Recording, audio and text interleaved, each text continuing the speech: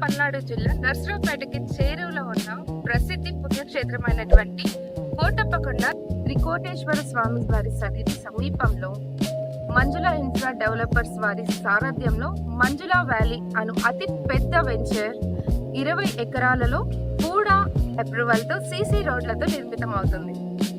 మన వెంచర్ యొక్క ప్రత్యేకత: తూర్పు గిరి ప్రదక్షిణ రోడ్డు, ఊడరేవు రోడ్డు, పడమర 110 ఎకరాలలో నిర్మితమైన జేఎన్టీయు విశ్వవిద్యాలయం, ఉత్తరం మేధ అరణ్యం వారి విల్లా, దక్షిణం నంది వ్యాలీస్.